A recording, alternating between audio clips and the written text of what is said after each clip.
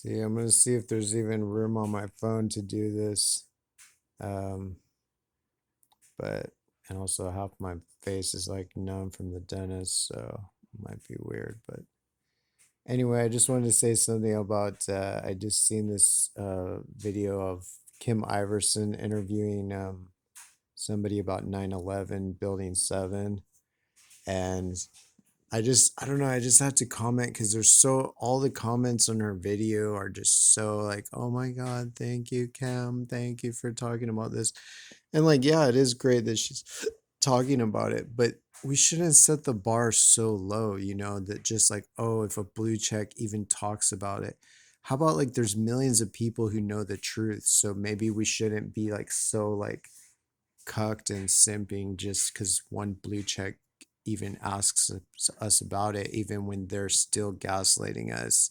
Like, basically, she was gaslighting the guy and trying to act like she says no, that the US government couldn't have been involved, but she says like the Israeli and the Saudi governments might have been involved. Or that's who she thinks might have been involved if it was uh yeah, I don't know. So that's not even a conspiracy theory at all.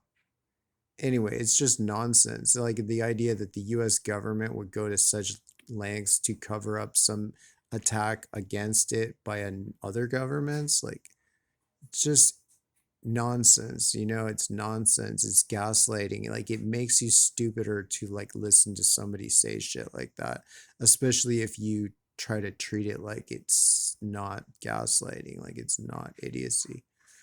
So anyway, like she was saying that, and then the guy she's interviewing, like who actually knows this shit, he's like, "Well, I think the U.S. government would have had to have been in on it," and she said, "Well, I think he's like, I don't think the Israeli government could just do that alone, like, control all of our defense systems and somehow make it so nobody does anything to stop the attacks."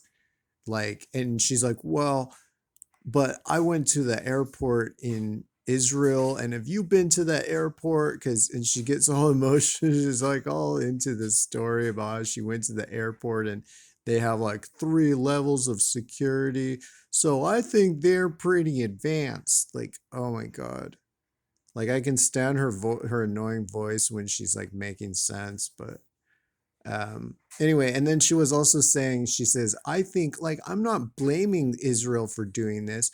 I mean, they're just doing what's right for their country because they want us to, help in their war against terrorism. So I'm not saying it's bad that Israel did 9/11. They're just helping their country. I wish our government would be like that. So she literally said she wishes our government would do stuff like 9/11, but to other countries.